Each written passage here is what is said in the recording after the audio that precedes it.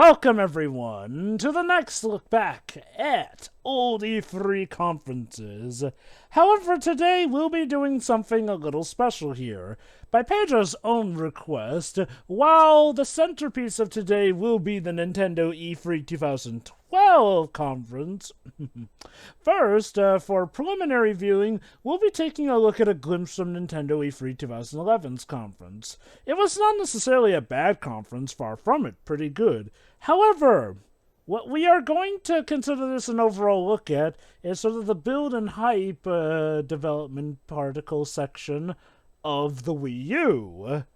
Because, well, yeah, over the course of 2011 and 2012, fans were introduced to Nintendo's first ever truly HD console, the Wii U, which, needless to say, has been kind of a textbook example of some things that can go wrong with hyping up a console here and there. Mind you, it is far from the most disastrous console that we've ever seen, which will sort of tie in as well to another later project of ours.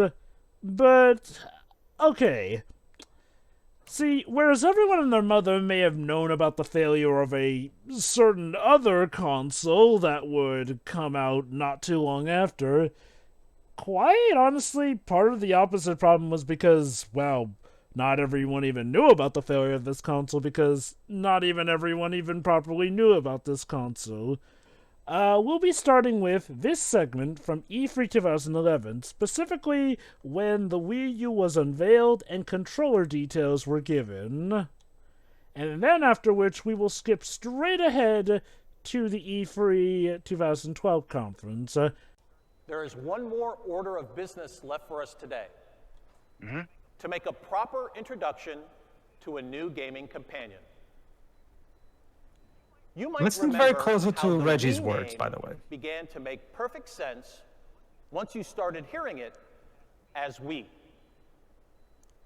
It was clear how much fun we all had playing together. Very much so. Even with people who weren't gamers before. But in thinking about a new Nintendo system, we knew the prevailing thought would be this. Yes, the game will probably still be right for all of us, but could it also be a perfect fit just for you? And the answer to that question is an emphatic absolutely. In fact, we're so convinced of it that we put that pronoun right in the name. So today, welcome to the world of WiiU. There you go. That's Reggie's attempt at trying to justify the stupid name. For the It's a Wii system we will all enjoy together. Apparently, in his But also book one novel that's that recently tailor-made came out, for you. he did try to make The other word suggestions on associations how with the are Wii. easy. Is like make Is it Nintendo unique? Wii Sports a pack in the game. Unifying? Like he had to fight for Maybe that. even But when it came to the Wii utopian? U, it's like, yeah, there was literally The nothing I answer could do is to help also save yes that. to all of this. And here's the reason why. Yeah, Reggie's not dumb. He is definitely the new gives the controller sense that he can for see Wii the writing on the U. wall. That's it. I will give him credit. He is doing a much better job of trying to sell this thing It's than a lot of different other from devs anything do with their you've particular played before. consoles. It's infinitely complex and yet perfectly simple. All at the same Infinitely time. complex and Honestly, yet- It can change the ironically, way that you probably game is one of the best ways to describe it the can change scenario the way with the you Wii U interact and how a lot with of your people family and friends. got confused by it. begin Relatively, explaining, it was let's simple. take However, a the naming peek construct made at things Wii more U complicated in than it action. needed to be. But Yeah, here's the here's- thing: here's the problem. They're showing the controller, not the console. Exactly. And not just the fact that they don't show the console itself. To give you guys an idea, back in the day in 2012, when I first saw this Oh, there's the live, console. I had, yeah, they showed it there real quickly, Joe, but obviously it was a blink and you'll miss it type of thing. Actually, Don't to you- be fair, like, it has been on the screen for a bit of time. However, I will give you this that the focus has been more on the console. yeah, switch from TV to the new controller. At least they And- changed the And this is part of the Fun problem here, how they're emphasizing analog the sticks because holy crap. This is admittedly Dot part of the draw. problem. They're emphasizing the new controller. The new controller. The new controller. It almost makes you wonder, though. Is there an actual new console to go with this controller, or was that console that we saw by the TV just an upgraded Wii? Now, I know what a lot of people on the audience are saying. Well, come on, guys, the internet. Just look it up and check for yourself. Yes, that is true. Here's the thing, though. You have to remember that the big reason why the Nintendo Wii was so successful is because of casual audiences who don't really look this shit up. So when they saw this video on the internet, like completely with no context, they looked at it and thought, oh, so this is like what, like a new controller for the Wii or something? Like if they called it Wii 2, yeah, that would have been better. Also, It would have made more sense. Yeah. Also, even discounting the casual audiences, because unlike a lot of other consoles, the Wii still remembered to have stuff for its core gamer audience as well. In terms of looking stuff up on the internet, okay, while we definitely use the internet a lot more today, I would still argue that people weren't as adept with using the internet back then as much as we are now. I'd say the internet really started to go into overdrive regarding this stuff starting in 2013. Hey, Miyamoto. Someone's gonna kill Miyamoto. No, the thing is, We did it, they we did it, guys. We saved Paper Mario. Sorry, low hanging fruit. Go on, Marco. What is it? their demo selection of games and applications that you can use also didn't help. Yeah, the fact that this is showcasing stuff, multimedia stuff with pictures and drawing, and it doesn't help either. Wii Sports and New Super Mario, which is like all of these things are already in Wii. So people look at this and say, yeah, this is just the same thing. It's just with a new controller, right? I remember watching it back then, and I was always like questioning, wait, is this a new console? No, controller. No. Also about... Oh, sorry. No, it was basically that. I think it's only at the end that they kind of define it. Yeah, with Zelda, it's like, oh no, this is a new console. Okay. Anyway, go on, Shirai. I think for Jova and Pedro, I think you're both right because, yeah, the internet wasn't as utilized at this point in time. You still see parents being confused today about which console is which. Like, they really don't look this stuff up. Like, they're trying their best there, but stuff like this doesn't help, and we saw it later on with the whole Xbox nonsense. Also, did they seriously use that old placeholder video of that Zelda thing for that commercial? That tech demo never became a natural It was game. a new one. It's the tech demo for the Wii U. Yeah. I kind of wish it was real. Up until now, home console games Hey, Wada. have to occupy the TV screen in order to be It's kind of played. sad. I really like the But the Wii U new gamepad. controller Look. Honestly, the Wii U was not a bad console. Far from it. Oh no! It's It just... came too late is the problem. to give up And it was One of the already problems. It was already less powerful than 360 and PS3, which is like those came out in 2006. But hey, wait a minute. The Wii U managed to circumvent that problem too. Why? Because it was much... 2005, Deji. Wii remote controller I was saying PS3. and I was other talking accessories such as the PS3 as Wii well. balance board can be used. I mean, and yeah, notice there's another problem as well, Shiroi. Let's take again, like Jova said, yes, there were quite a lot of hardcore games on the Wii as well, yeah. But let's face it, what really made it like reach that 100 million plus number was really because if you take a look at the sales numbers for Wii games, the highest one is Wii Sports, then there's Wii Fit or something, and Wii Play was also one of the big ones. Let's face it, the casual audiences were a big chunk of it. Yeah, to give you an idea... Oh, sorry. And the thing is, let's think about this from the perspective of those casual audiences, right? Okay. The casual audiences, because I actually know someone who only used their Wii to play Just Dance, for example. Let's use that example, for example. You know, Just Dance at the time was always releasing, always on Wii U, but also on the original Wii. So think about this from the perspective of the casual audiences who only use the Wii for Just Dance. Why the fuck would they bother to buy a new Wii U if they can just play the game on the Wii that they already have? You know? I also have a real bomb. I'm going to save it until we get to It's the same thing with Wii Fit, with Wii U Fit, which is a sequel to Wii Fit. for those casual audiences that just want Wii Fit to do their exercise shit, Wii Fit on the Wii works just fine. What motivation do they have to get Wii U Fit, since it doesn't? I mean, like it's one of those cases where Nintendo clearly didn't think things through as much as they should have when it comes to this one. Like rebuying. Sorry. No, go on. Until the Wii, and despite, growing up with video games, my mother never touched a console, handheld or otherwise, until the Wii. Exactly. And she's never touched one since. So... There you go. Hardcore evidence via Shiroi's mom, everybody. Is it all that doubleware that made her hate video game consoles? No, it's just she's never been into gaming whatsoever. Does she play mobile games or nah? Nah. That's the thing. My mom is mobile gamer. While the Wii U did have some of those casual games, it was much more concrete game oriented as opposed to trying to market towards the casual crowd. My mother's more into flower arranging, and she's actually very good at it. Well, I also don't understand the idea of Nintendo wants to keep reselling Wii Sports, right?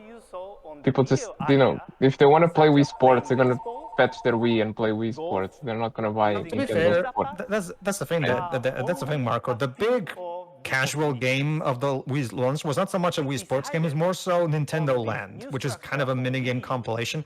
The problem with Nintendo Land is that, unlike Wii, well, actually, I'll talk about the problems with Nintendo Land when we actually get to it. Actually. But that does not. I'm not even just talking about the Wii U. I'm talking about the one that's strong bond, the internet, you, your friends, your family.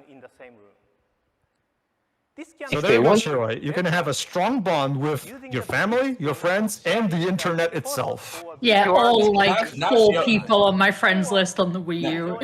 She has the internet, she has family, now she needs friends. Damn. To be fair, joking, I know you are friends. Not to mention, that reminds me, there was also another problem, by the way. This was 2011, 2012. By this point, casual audiences were starting to migrate to mobile devices. So, yeah, as a result, the market that the Wii captured wasn't really going to work anymore. well, to be fair, the Switch and the 3DS showed us that doesn't really matter if people want to buy it. Pretty much because the Switch has definitely gotten people in with its exercise games a lot better too. Again, honestly, the games were not necessarily the issue with Wii U. It really does stem from the advertising overall much more than anything. So the games can be designed because again, when a certain even worse console popped up not too long after, sales for the Wii U actually increased by quite a margin. See, because that's the thing, Joe. Like when you take a look at the marketing for the Switch, they market it as a game console and put the games front and center.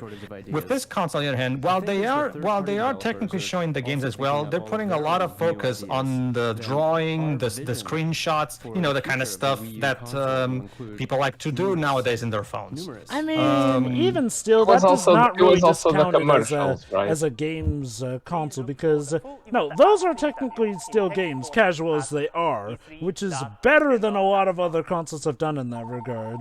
Honestly, really, the main problem does come down to how, with how this is advertised, while the games are there, as far as a lot of people thought, this could very well just be a new peripheral instead of a whole new console in and of itself. Like, we can talk all in all about how much of a games console this is, but let's be honest, the main issue is like, well, this was unfortunately worded in a way where you could assume that they're just trying to sell you this new peripheral. And do not get me wrong, like, that was all nice and all that stuff. Like, the Wii U peripheral was definitely one of the things, because as they're talking about right now, the Wii U is in some ways like a console version of a 3DS. 2 screens used overall. The Wii U controller is not pocket-sized, however. You know what's interesting about the 3DS, since you bring up the 3DS, you know what's the interesting thing about the 3DS as well? Let me bring you back to 2011, the year that this was taking place. It may seem, not a lot of people remember this nowadays since it's been years, but back when the 3DS launched in 2011, it wasn't doing particularly hot because the launch lineup wasn't the best, and Nintendo didn't do the best job with its marketing either. However, fortunately, they did manage to turn things around by throwing a shit ton of exclusives on it, and also creating the ambassador program to. The price drop also helped. Honestly, the price drop as well. Honestly, I feel like a lot of people do remember how it is, and for that reason, the 3DS is actually one of the biggest coming-of-age success stories from how it went from rather iffy beginnings to becoming much more of a powerhouse name. I actually got a 3DS at launch, and I remember one of the games I got for it, Pez. So this week, we're providing tangible proof. But Deji, what other games? Yeah, Deji, what other games were there? On the 3DS? At launch. Street Fighter 4. Those from Nintendo. Yeah, but I'm not big on fighting games. Steel Diver. They're just interactive demonstrations. Nintendo. Alright, let's try to. Just an early example. Like, there were other games aside from Pez, but Dweebs' forte is more in the sports games. I could never get a cat, by the way. They were stupid expensive. Alright, this video that Reg is showing right now is to showcase the graphical capabilities of the Wii U. Also, I thought one of the problems of the Wii U was also that they sold it kind of like a kid's toy after a while. No? Not really.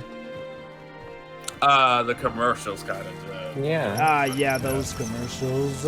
Again, the problem was that they really should have emphasized that this is a new console instead of just a glorified upgrade to the Wii.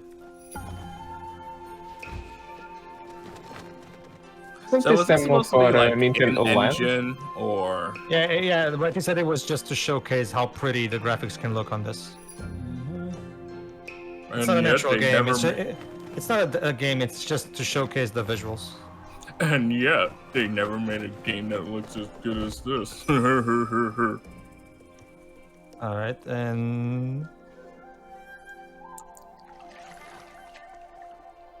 Catfish.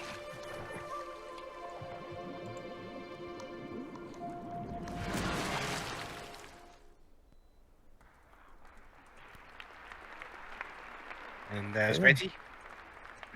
Let me highlight a couple of more experiences.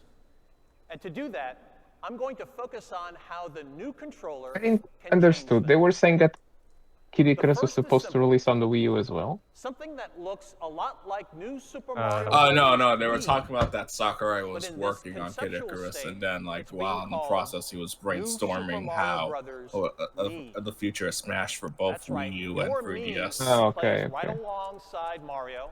Play the 3DS version. The action on either of the screens. How is the 3DS version? It's alright. It's alright. The new controller can now take the game world off the TV and spread it all around you. You Wait, what? TV a lot. I'm not sure I like the idea, Reggie, of having my game spread itself all over me. Move the new controller back and forth, up and down. Pirate arrows are going to come. Shield pose, okay, the prototype for Nintendo Land with the Link. Speaking of Wii U, by the way, I'm still kind of bitter that new Pokemon Snap never came out on this console, because this console was fucking perfect for Pokemon Snap, by the way. If I had $1 for every time someone said that, I'd be richer than Elon Musk. That's because it's true.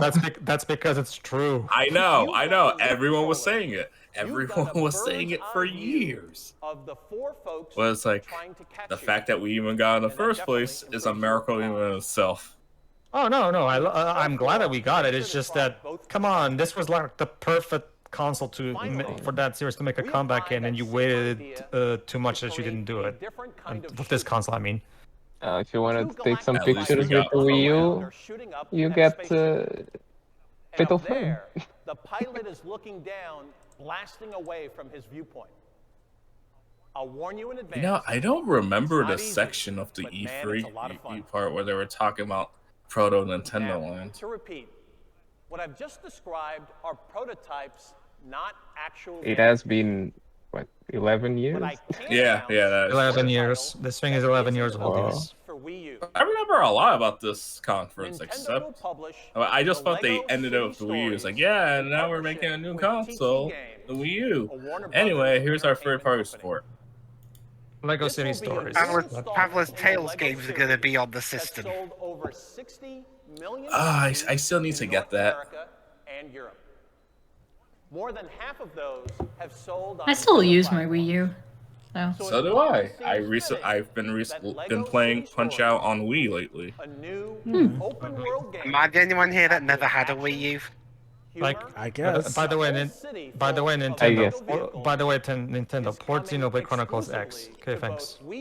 You see, it's not gonna happen. Okay, here's the problem. It's not because they don't want to. It's because it'll be too expensive. Yeah.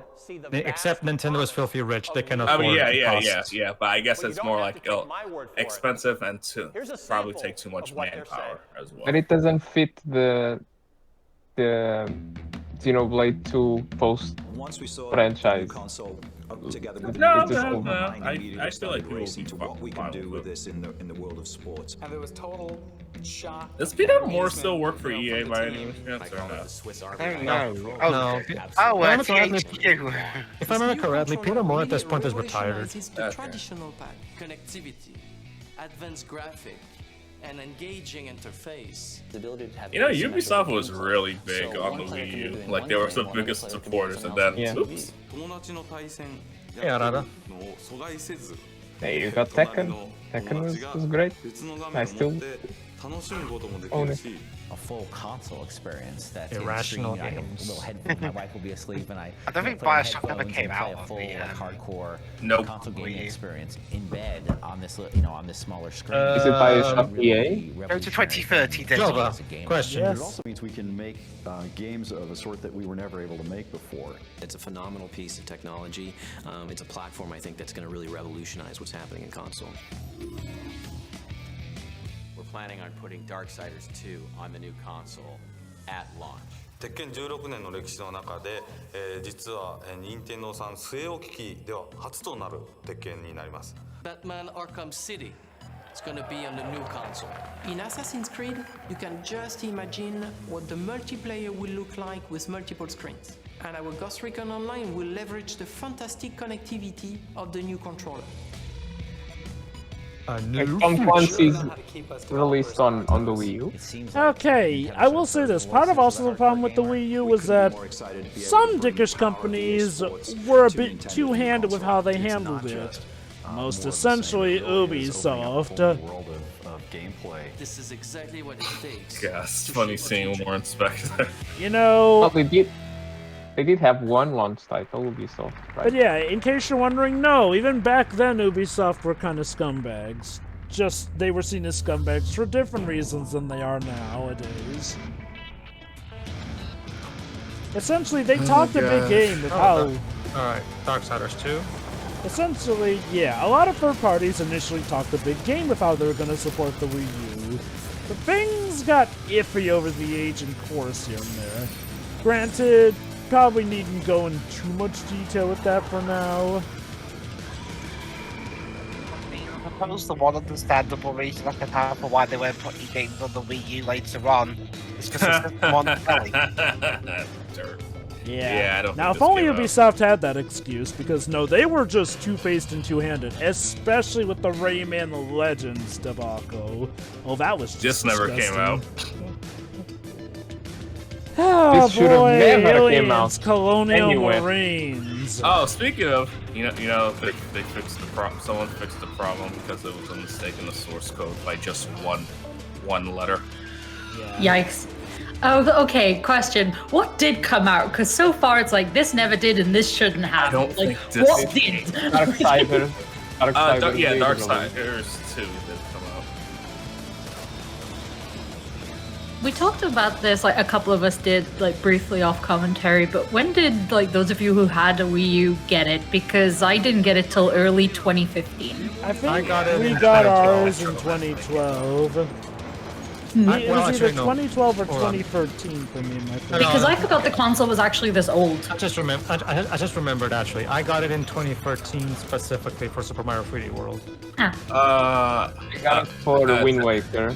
The Tekken thing became Tekken Tag Tournament 2, in case you're wondering. But I got mine very late 2013, but my brother didn't tell me that he got it. I just gave it to me in January of 2014. Like, gee, thanks. By 2015, I got it for pretty cheap, so like. We got our Wii U either Christmas 2012 or Christmas 2013. That's eventually by the time we got to 2015, Nintendo was already hard at work on the Switch, and also slowly retiring the Wii U because of the low sales. So so at that point they were selling it pretty cheap. This Ninja Gaiden 3 did come out, and I heard that Razor's Edge was the best version of the game. It is, yeah. I got it with Treasure Tracker, and then Mario Maker was a little bit after that.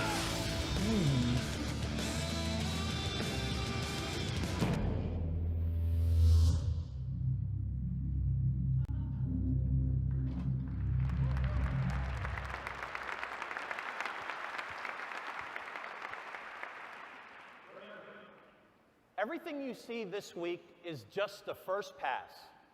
We've got a lot to look forward to when they arrive in final form.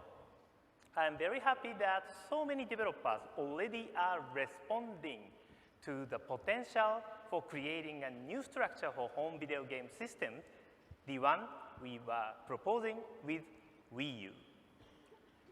It can satisfy all tastes with deeper gameplay action and wider appeal. To lend one final perspective, we have invited Electronic Arts, the most successful independent publisher in industry history, to join us on stage. Most successful? Please join me in welcoming the CEO of EA, Mr. John Ricatello. Oh, that's a great way to end the Wii U conference. EA! But I thought they wait, they were in talks at the first years of the Wii U, right? Thank you, Awada-san, and thank you, Reggie. Over the years, I've made E3 appearances. Also, remember, we're looking at a clip from E3 2011. I forget if what we're seeing is all the way up to the end of it, or if this is all just Wii U stuff. If I remember correctly, there's a couple more stuff after this, but the 2011 E3 Nintendo conference is not exactly outside of this Wii U aspect to it. It's mostly just 3DS announcements and games that look really good. And like Jova said, yeah, it's very standard. Honestly, there's not that much that's not that much that's interesting to talk about. It's just standard stuff. This is honestly the thing. Get out of the Wii U. See, outside of the fact that they focused on the controller, this is actually not a bad intro for the Wii U. Again, strictly the problem is the fact that, well, if you were just to watch this going off of it, you might be a little confused because, shoot, I don't think they ever once mentioned specifically that it's a new console. They just said, new controller this, new controller that. Other than that, the games are there. The third-party support is there. They have shown its fidelity and how it can look all well here and there, so... That still didn't surprise too much, because people already were playing on the PS3 and 360 for years, and you already had graphics that kind of rivaled those, so it was like, oh yeah, the Nintendo just caught up. Congrats, guys. That's the thing. The Wii U was technically actually more powerful than the 360, which is something people do not always acknowledge. It was visually more powerful, but the processing was actually weaker. Let me put it this way: it's like the Wii U was the Wii U wasn't more powerful than the 360 and PS3 in the same way that the Wii was more powerful than the PS2, basically. Yeah. And that, Jova, and maybe name it something differently than that stupid name, Wii U. Yes, again, all of their major mistakes tie into, again, brand recognition and people being confused as to whether this was actually a new console or whatnot. Ah, there you go. This actually wasn't the end of the E3 one. Just call it WiiU. Yeah. Is it that hard? Or in France, you call it WiiU. Yeah, you see, all they had to apparently all they had to do was contact Nintendo of Portugal and ask them for a name. Okay. Like, believe it or not, you would be amazed how what appears to be the smallest of mistakes can actually domino into the biggest blunder here. And yes, like, I will definitely argue the Wii U was a good console, but it was done in by some pretty poor marketing decisions. And unfortunately, the damage was done. That's the thing, Dwebs. Nintendo barely made much of a push in our country to really make the... Like, for example, back in the 3DS and Wii U era, they did try to make somewhat more of a push to have, like, some localization. Like, for example, Super Mario 3D Land actually did have a Portuguese text option, but they didn't really do the same thing with Skyward Sword. They didn't do the same thing with any games that had a lot of text, and eventually they just gave up on having any kind of Portuguese language support for any game. Also had Portuguese, if I'm not mistaken. Which one? Smash. Oh yeah, Smash. Yeah, Smash was the last one, wasn't it? That they. I don't remember because I don't put them in Portuguese. Anyway, let's not beat too far off the bush here, because now that that's all done, let's actually look at the main course of today. Now, I'm just gonna go out and say this right now. This is not necessarily a bad E3 conference. Like, no. I should reiterate, unlike, say, the last time we looked at E3 conferences, we do not necessarily have a running theme of all the conferences are terrible in some way here and there. So no, you're not getting a sequel to the Nintendo 2008 conference. I can assure you that. Because no, there's a lot of good stuff on here. However, the main reason that this is the one we're looking at is that this is still a very, very interesting E3 conference for a multitude of reasons. But the most obvious ones, of course, revolve around the Wii U. Let me just give you a bit of a hint here, though. This might not be the only time we have a little duology of sorts that actually centers around more so a certain console than just the E3 it was featured in. Here's the thing, I never saw the press conference itself except for this opening scene that's about to happen. All I saw were most of the trailers. Now, originally, I had thought about doing Nintendo at E3 2006 so we could get a look at the Smash Bros. Brawl video. However, from what I've seen, the actual Smash Bros. Brawl trailer does not seem to actually be a part of the actual that was behind conference. closed doors. Yeah. Just like the Pac-Man trailer. Which let's take a look at Mr. Miyamoto's dressing room. I still don't understand why they didn't swap out the Pac-Man and Palutena trailers. And yeah, like Jova said, there's actually some pretty good stuff here, and immediately they actually did put a really good first foot forward. A new Pikmin game. It was dead, right? The franchise back then. At the time, yes. It wasn't necessarily dead. Let's say it was more so just sleeping at the time. Like, skipped a generation, basically. Because Miyamoto really loves this franchise, and he announced that he's working on a new one back in 2009.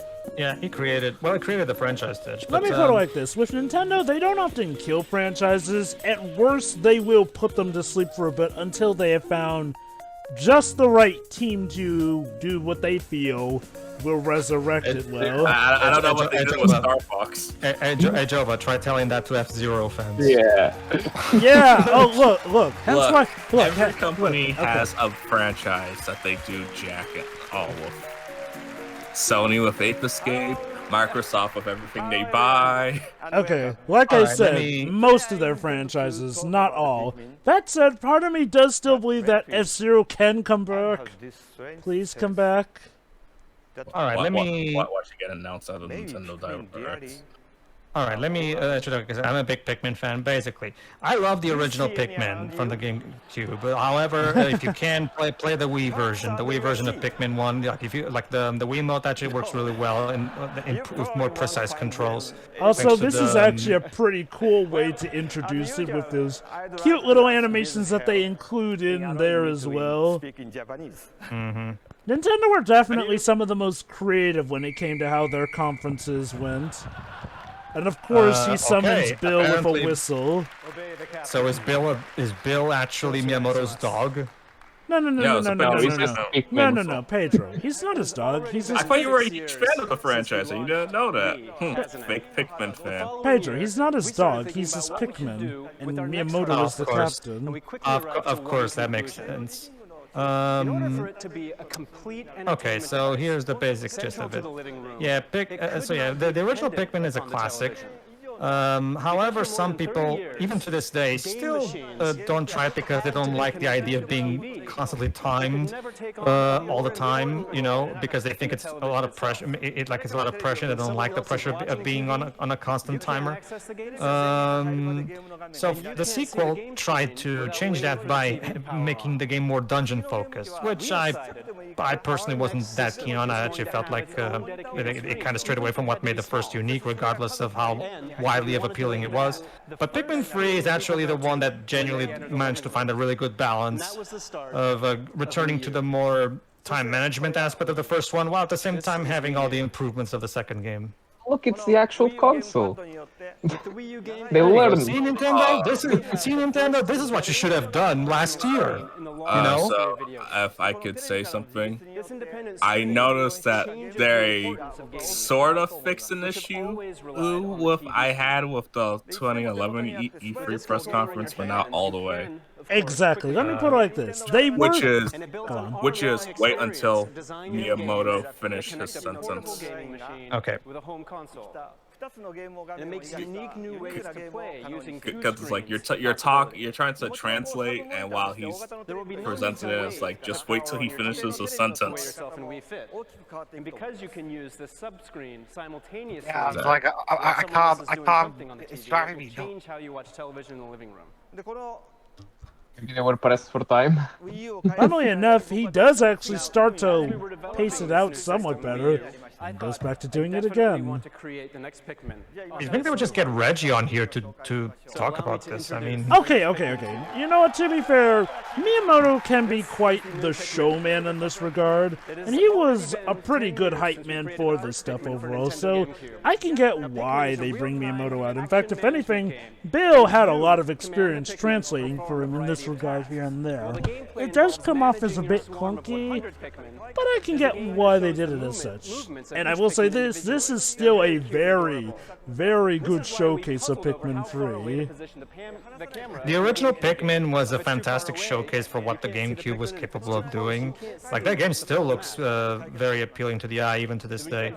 And this game also follows in that suit. Yeah, but look at the water effects. Like, if there's one thing Pikmin has always been great at, is water. And look at that water. And hey, believe it or not, would post on Miiverse about the water effects. Pikmin 3 is actually a lot of Pikmin fans' favorite game of the series. Pikmin 3 is the one that basically did a best of both worlds type of situation, where it maintained the time management aspect of the first game while retaining all the more expensive improvements of the second game. Just imagine how amazing Pikmin 4 is going to be.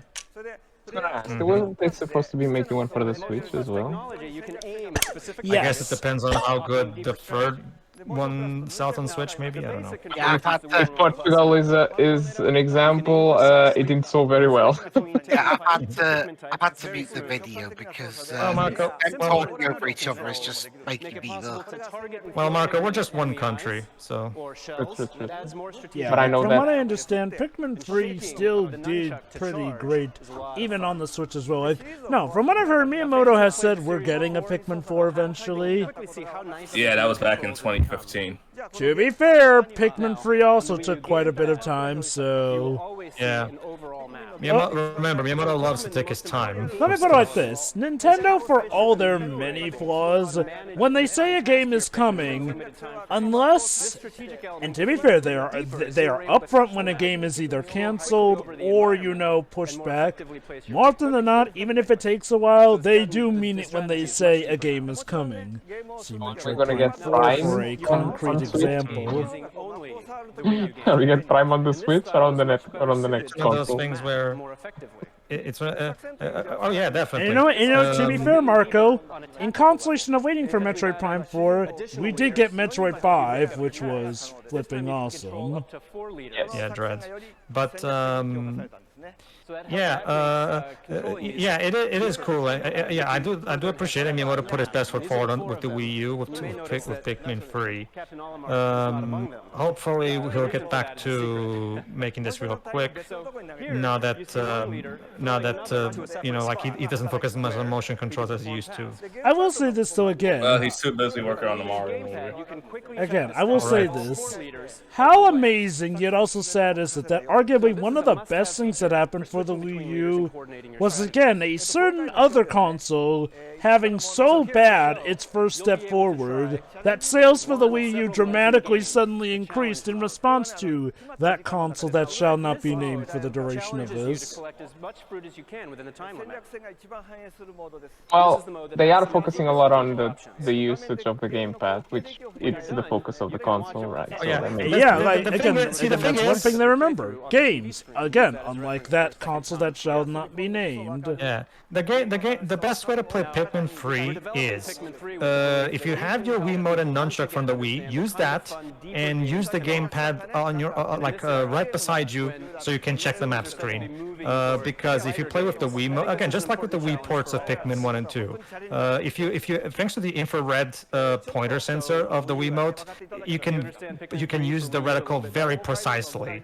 Without having to use a right analog stick. So. And I'm gonna guess it's also faster than actually using the I haven't analog tried stick. out the Switch version, but based on the Wii port of Super Mario, based on the Switch port of Super Mario Galaxy, I can imagine it uses the gyro sensor instead of an infrared stuff. So I've heard people say that Pikmin 3 on the Switch is fine. Nothing really. Yeah, wrong from what I've been told, yeah, it's fine. Oh yeah, it's perfectly fine. It's just that you. Huh? Halo Red Pikmin. Oh no, it's perfectly fine, Jova. It's just that the infrared sensor, it just offers a level of precision that is very hard to replicate with gyro. I love how the crowd for a moment looked like they were going to fight over the red Pikmin that Miyamoto pretended to throw. Hey, there he is, the man, the myth, the hero, the legend. It means a lot of this from the new presentations. It looks like too corporal nowadays. This is kind of corporate. Yeah. Here today at the Which is ironic. One thing I will give Nintendo Direct's credit on is that they still retain some of the fun factor from these conferences. Sadly, we don't have the crowd reactions, but no, they actually do have, some legit funny stuff. Special mention goes to stuff like Doug Bowser having to tell Bowser off that, no, you're the wrong Bowser. This is actually my job. I was talking more about the chemistry between everyone on stage and all that stuff. Fair enough. Hey, one of my favorite bits from the Switch reveal was actually that bit where they opted out a little bit to have messages from the heads of Nintendo Europe and Nintendo America, especially because they considered what time us poor Europeans had to get up to watch the thing. Did they do the same here? New experiences. I don't know this. In other words, less time to because I'm sorry. Can you repeat the question? Hold on, is there let me anything? listen. And how it can change your life. And understanding this is vital. You will know that the Wii U can indeed change your life as much as it can save Three it. different things. And you will know that Wii U is awesome, or I will lay my vengeance upon thee. Basically, they're just asking if there's anything you enjoy your TV. in this one like there was in the Switch reveal when they gave a little bit of time for the heads of Nintendo of Europe and Nintendo America. Does that mean No, I'm pretty sure no. I don't recall. And they made it feel more inclusive, especially just especially as they acknowledge just poor Europeans having to get up early. I'm sorry, but I'm gonna have to point this out. Shiro, you can use YouTube, Amazon Video, and Netflix on your Wii U. Hey, but they run like crap. Hey, so you want to know the main difference between this and how, again, the company of that console that shall not be named handled it. This is much more of a blink and you'll miss it sort of thing. Like, yes, they do include that, yes, you can do this stuff, but they do the smart thing. They rush through it because, again, that's not the main focus of it. We're focusing on the console and games. Yes, Shiro? At this point, you've said that so often, you gotta tell me what you're talking about? The Xbox Ones. Alright, cool, thank you. Television, TV, sports, TV, Is that where they stop bringing out the cars? Shuri, let me put it like this.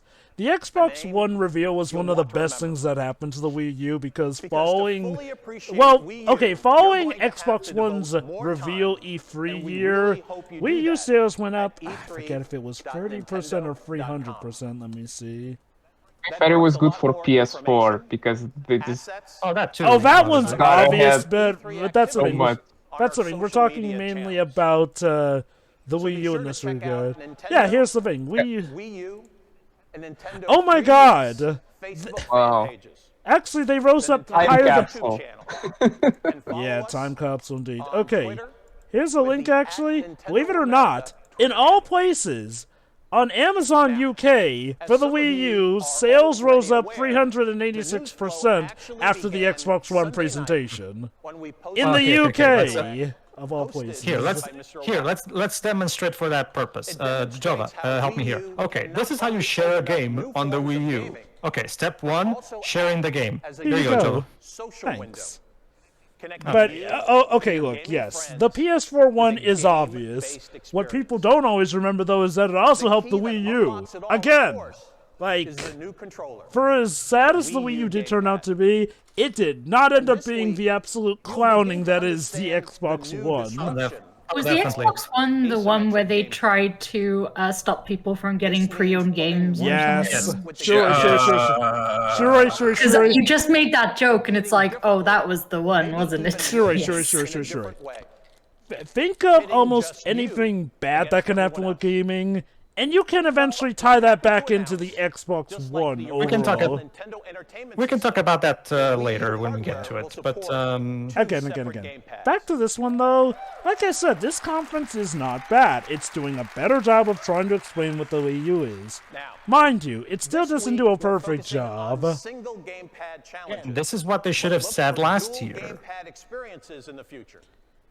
And there's also a feature that I missed from the Wii U, and that's Miiverse. Miiverse was fun. Miiverse. The Wii U gamepad offers simple and intuitive control. The touchscreen works with your fingertip, or more precisely, with the included come on, guys! Are they gonna? Obviously, they're gonna talk about the best game for the Wii U's original launch cycle in a bit. 007 Legends. Will frequently employ the left and right analog. That's the funniest thing. It's the worst running version, yet it's also the one with all the content on it. It actually has the Skyfall DLC on the disc. Oh, nice. Whereas barely even a few months after release on all the other systems, the game got delisted, including the DLC. So yeah, I mean, from what I've heard, who remembers the release of All Stars Racing transformed on the Wii U? That was buggy. Yeah. I had it on PC and PS3. Yes, I had it on PC. Something I forget. I have it on PC. There are stereo speakers. They should port that game to modern consoles. That can adjust sound on the game. Sega porting Sonic games to modern platforms. You're funny. And also fix Team Sonic Racing's online. No, I'm not letting that go. Never forget that. Do you still need people to play that game with? Yes. Oh. Okay. We have a Switch. I can play you on the Switch with you. They gave it away on PS Plus. The lobbies were still empty. Oh no. That's kind of sad. The game Alright, is a little so- dead on arrival. Alright, don't get me wrong, this is pretty nice, Dej, but come on, let's see something. Let's bring out the big guns. Come on, Dej. Come on, Reg. And this is the first thing you'll see on It's your Fart TV screen Brain or when you whatever turn on it's the called. system. That You might think of bot it as Main Street, exclusive. a place where No, people Devil's Fart, congregate, that's it. creating Okay, constant so I'll say promotion. this: Miiverse was and need still is is joined by definitely others an who awesome play bout. on your home system. It's so cool. I really like the I miss all the shit posts. Yeah, it was so Those were fun. beautiful. Were there Hey, were there Shuri. ones? Yeah, on this screen, were there ever ones that came up Donkey Kong bad on bad Nintendo Directs? Billboards on that Yes. They represent yes, both your Jova? personal taste Um, and the sure. entertainment Remember the that's ones trending tied in with globally on Splatoon? Wii U. Those were a treasure. Yes. Yeah, there was a picture drawing of Sans that said, "Who is this and why I see it everywhere?" with a wide range of rich media engagement. You totally made that post. No, I don't. Are Yeah, you sure? Bashira, you're implying that I can draw. I'm Maybe noticing. I don't know that, if you can draw or not. I'm noticing the icon on the bottom right corner is different than the final version. And even draw your own Work illustrations. in progress, I a guess lot it like was. SwapNote. What's inside? You can even share a coins screen scope. image from the game you're Boom, currently playing. boom. Awesome. These Imagine if all the also comments had display actually been the recent same on and Miiverse. recent scores. Yeah, I know, right? Wait, I got. Boom. Siri, you told me Basil Brush was on the Wii That U. reflects your current state of mind. What? Boom, that's Basil Brush's catchphrase. Oh no, I know that. I'm just confused with the context. UK only. Someone said boom on the message board. Ah, okay. Your PC or from UK only thing, Joe. One thing I do miss is, being able to actually make posts like this without having to connect social media. It was sort of a social media in itself. Yeah, I get it. I know, but without the fuss, Yeah, that's Yeah. the thing. Miiverse was arguably social media done better than the actual social media these days. Long-term fans. I genuinely do miss Miiverse. I miss playing on the Wind Waker and finding the bottles with the messages. Okay, there you That go. was super Now we're fun. talking. Hey, look, it's Mario. I love Mario. What Mario game was that launch? Apparently no one loved Mario enough to buy a Wii U.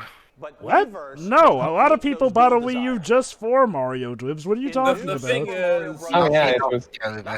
Just not this one. Just not this Mario game. yeah, because Right, New Super Mario Brothers U. You'll also be able to See, connect okay, Okay, allow then. me to explain something real quick on. about this. See, family, think of New Super Mario Brothers, the original one for the DS, as a better, a better execution of what Sonic 4 was trying to be, right?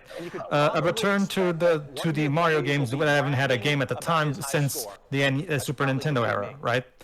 And again, the original NES game was pretty good, pretty darn good for what it was. Obviously, its visuals were a bit, rough around the edges, but whatever. We'll be talking more The Wii about version these was actually also features my tonight personal favorite of the new series because it not only did it allow for 4-player co-op, it was just a very good game to play all around with your friends, all that good stuff.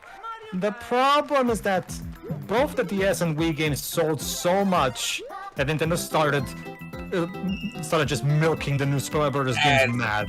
And as a result, they started serializing the franchise because of the success. They were like, "Oh, okay, people want to be more familiar with this. We're gonna throw in new Super Mario Brothers references in all the spin-offs." And so, there's a post that showed Mario spin-offs on a Wii U and 3DS. Hey, 4 Dwibs. different screenshots. And wait, hold on. And I was like, bro, these are literally all the same picture. Then I had to double take. It's like, oh, these are from different games. Okay, look. I feel like I'm partially to blame since I'm one of the people who bought these. Oh no! Okay. First off, Shuri, there is nothing to be ashamed of from buying these because no, they were all. Still... Oh no, it's not that. It's just a joke about the whole thing. I mean, for as much as we I enjoyed those games. Oh yeah, for as much as we joke, they were all good games. However, oh no, see, to race through the course. Okay, see, the thing... Hold on, I was going to address Dwibs' thing. Ironically enough, Dwibs, despite it not selling well on the Wii U, it sold quite a bit more on the Switch, surprise, surprise. Yeah. The deluxe version, yeah. That's because Nintendo didn't fuck up the Switch's market. Alright, so here's the thing. Yes, like Dejova just said, technically all of the 4 new Super Mario Bros. Games are really good games. Like they have some really good game design. The problem is that while it's pretty good, but here's the thing: we're talking about Mario. Pretty good is not quite up to the usual standard we expect of the Mario franchise, because the Mario franchise is known for its excellence in it, you know. And Hi, Terry. What?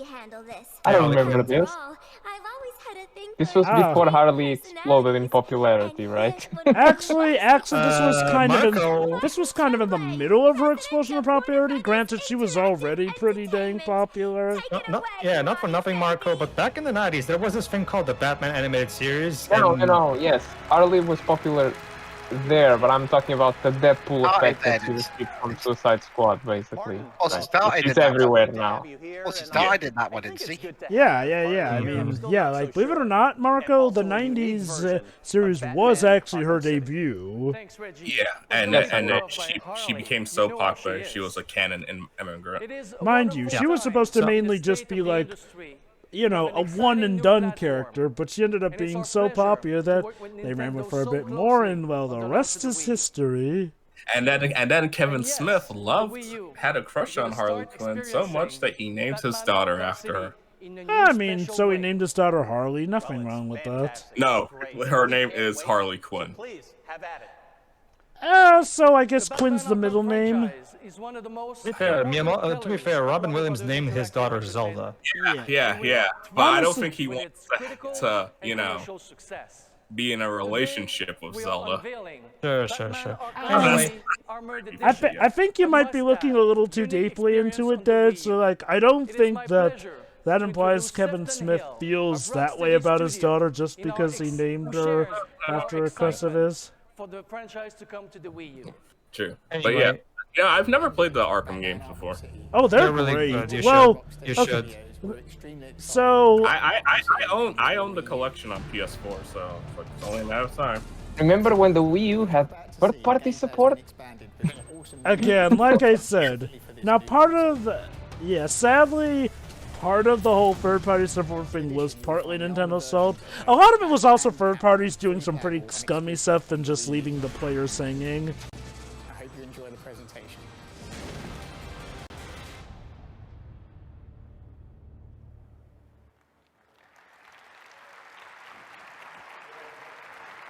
Now, I'm pleased to introduce Reed Schneider from WB Games Montreal, our studio responsible for the Wii U version of the game. Reed's going to walk you through some of the game's specific features. Let's go, Reed. Thank you, Martin, and thanks to Sefton for the introduction. Hi, everyone. I'm here today to give you a brief glimpse at Batman Arkham City Armored Edition and how the Wii U gamepad will revolutionize how you play the game. A new feature exclusive to the Wii U version is the BAT mode. During combat, Batman's all-new armored suit will extract kinetic energy, and soon the BAT meter will fill up until it maxes out. Once the max is reached, players can use the Wii U gamepad to activate BAT mode, making Batman even more powerful and able to dole out more damage.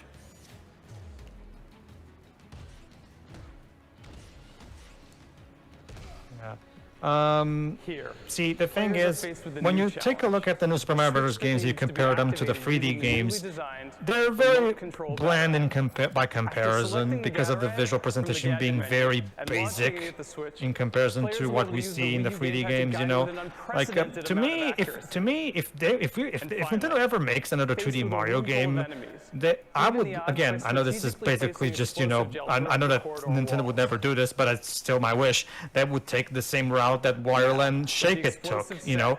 Imagine taking a really cool 2D Mario game with a beautiful 2D animation like Wireland Shake It. Now that would have been so cool. But I was also gonna say, gadgets, yes, and blunt force. Unfortunately, because of how the new Super Mario Bros.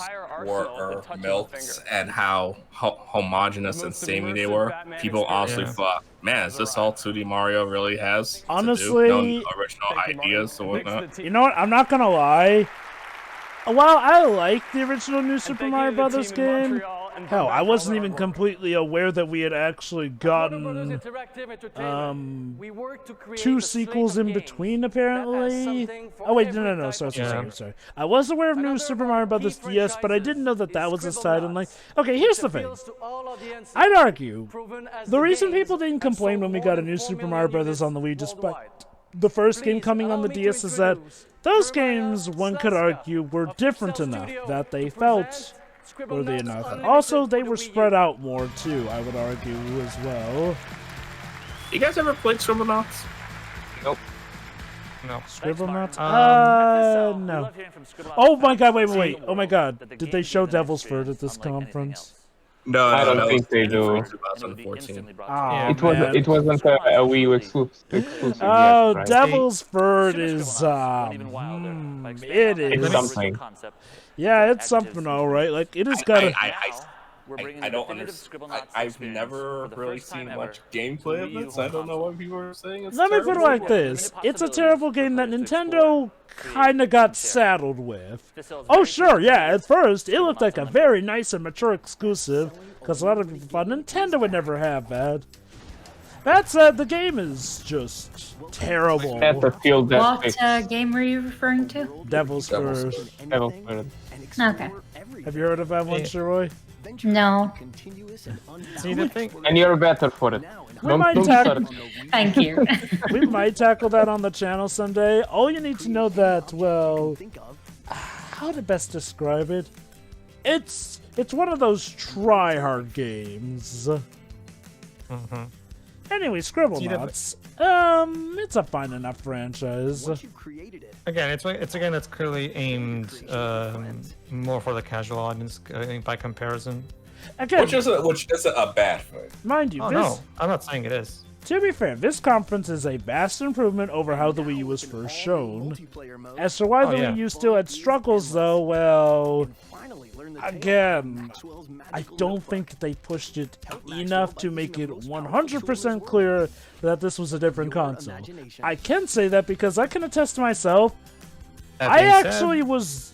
Okay, I'll admit, when it came to New Super Mario Bros. U, part of me wondered if that was just like an add-on for the original New Super Mario Bros. Like, and I will admit to that it was a mess. Like, New Super Mario Bros. U, I feel like, look, for all the problems with New Super Mario Bros. 2, that one had a clear enough different gimmick that made it look like it was gonna be a fresh, new, different game. New Super Mario Bros. U, though, new power-ups or whatnot, really does look like more the same with New Super Mario Bros. Yeah. My question that's the thing about they those also four released them games. on the same year. Yeah. See, the thing about the four New Super Mario Bros. Games is that once you've played one of them, you've pretty much played all of them. Really, when you get there's differences, but they're not really big enough to really make each individual game have a distinct enough identity so that you feel like, oh, if you're missing out if you don't play this one. You know what's ironic, actually? See, the Switch version of New Super Mario Bros. U actually did a better job of diversifying itself from all the rest of the crowd. Hi, Mass Effect 3. Mass Effect 3. Remember when they released this and then announced the Mass Effect Trilogy collection? And I was like, why didn't you just wait? Because EA wanted the money. My question is, which was what game is supposed to be the hook for the launch of the console? Is it Pikmin? Hey, Tekken Tag Tournament 2. Underrated. I need a third one. That's the thing, Marco. The game that they're saving for the end, where they're going to dedicate more time to, is Nintendo Land, which they plan for it to be the Wii Sports of this console, basically. The one that's that was clearly not a good idea. Would you believe me that Trine 2 actually has online co-op? Yes. Her co-op, and it's like, wow. Because most of these games that we are oh, looking, hey, they're on the Aliens other Colonial consoles as well. Marines. Like, oh yeah, these are... enhanced versions, but they're still the same game. So it's like you're not gonna buy a new console because of that. I think.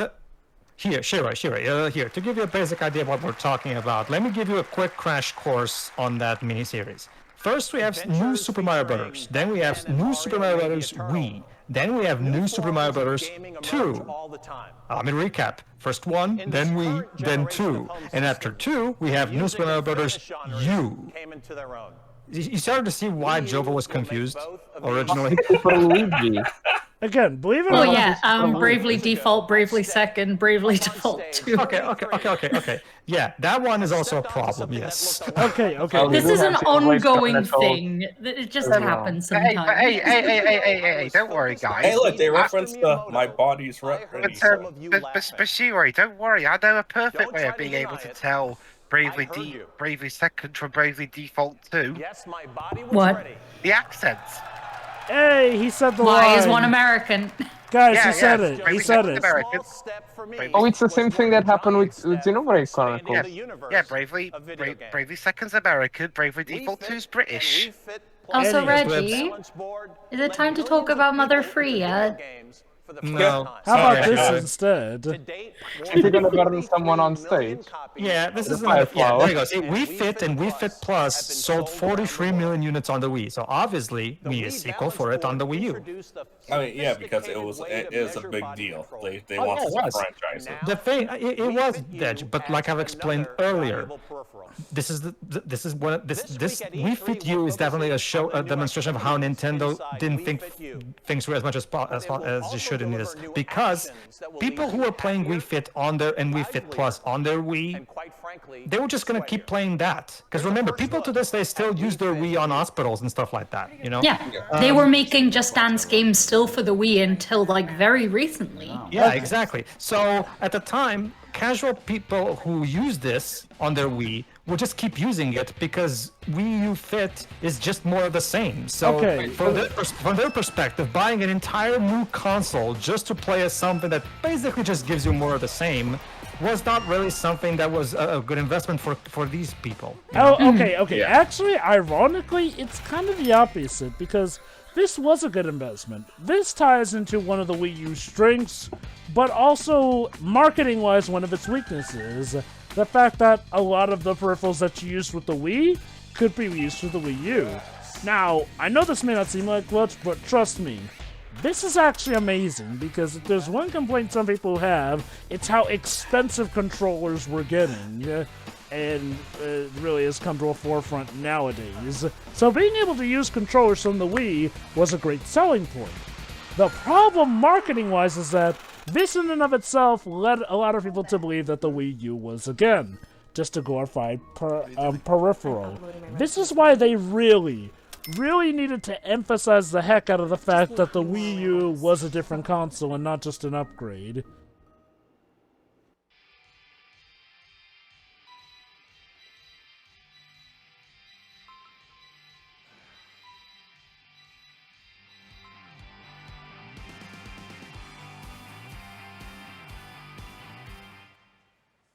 Events.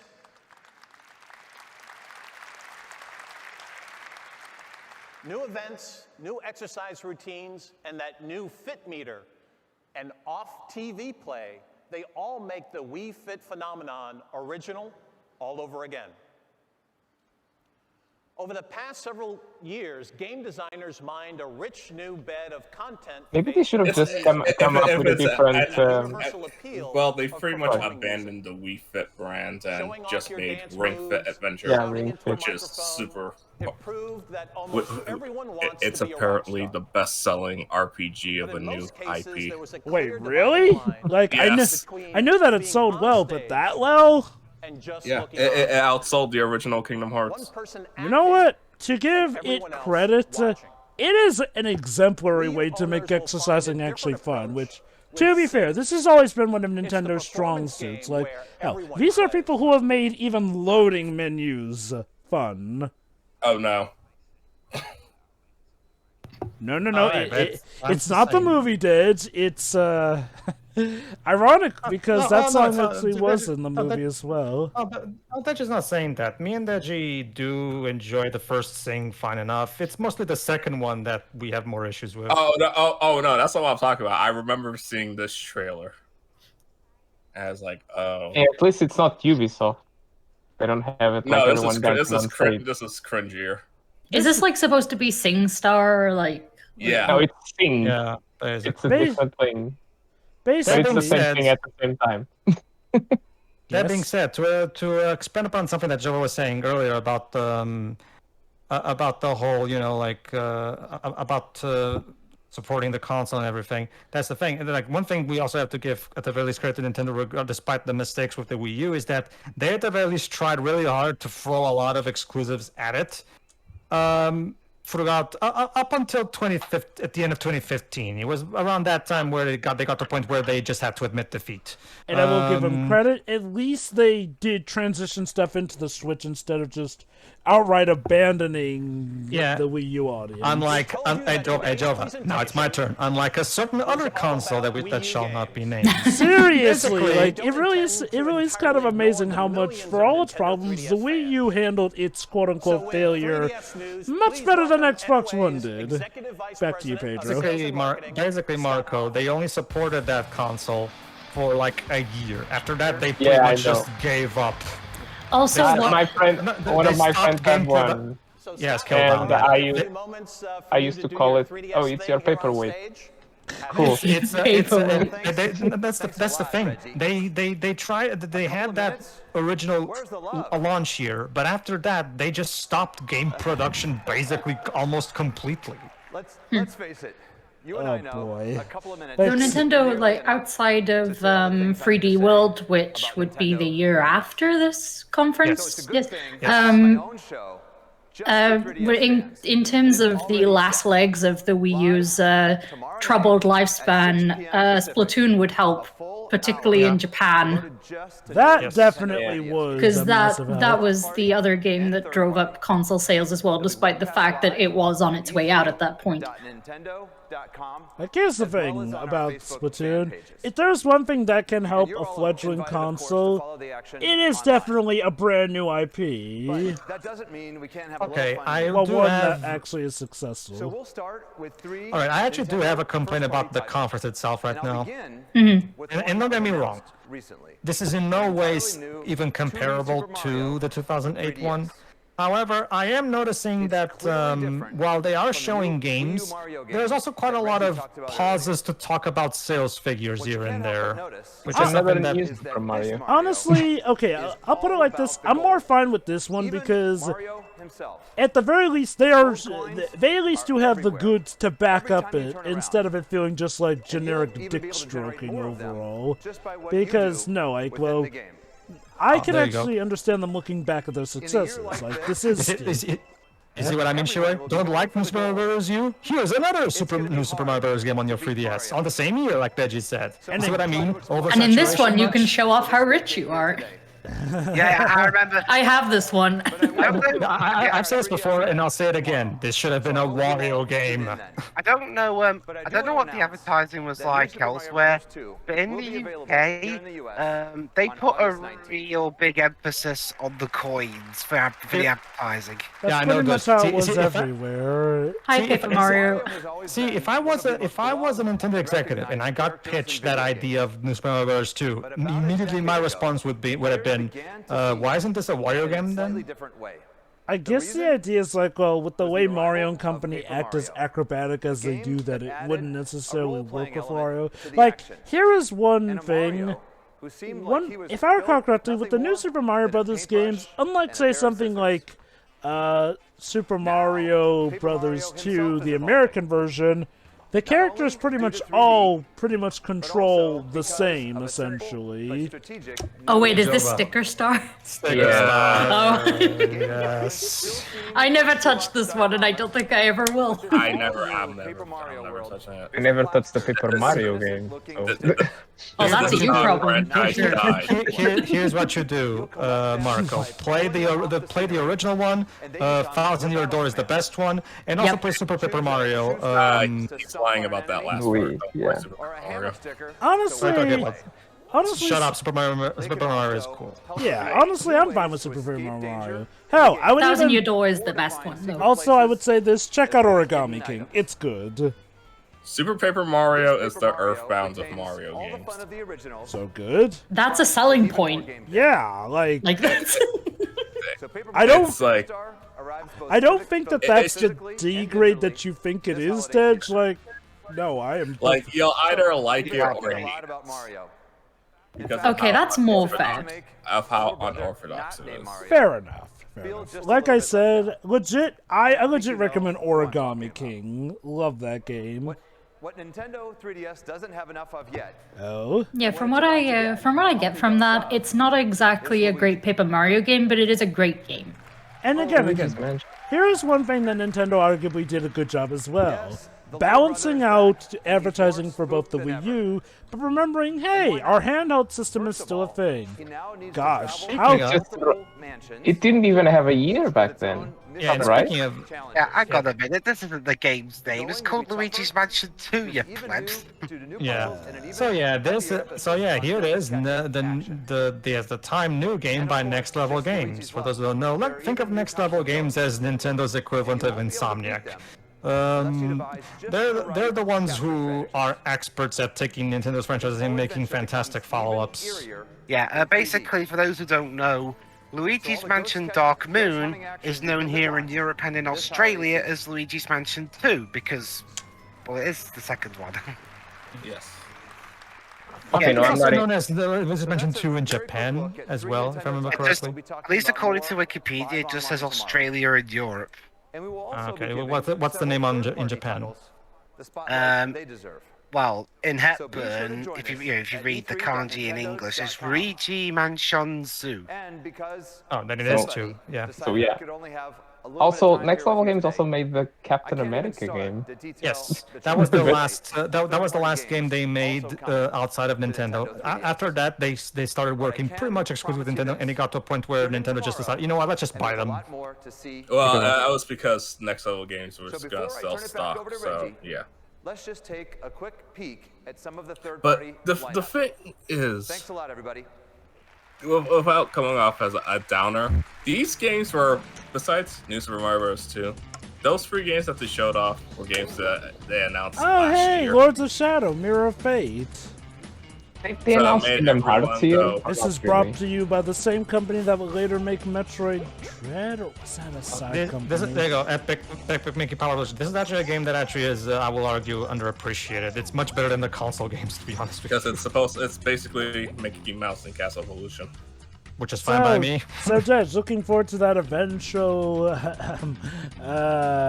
redo or remaster of Kid Icarus Uprising. I mean, if it happens, yeah, I'll buy it day one. Hey guys, it's Kingdom Hearts 3D. 3D. That was definitely one of the biggest trolls back in the day. It's a better 3 than 3. Alright, nice.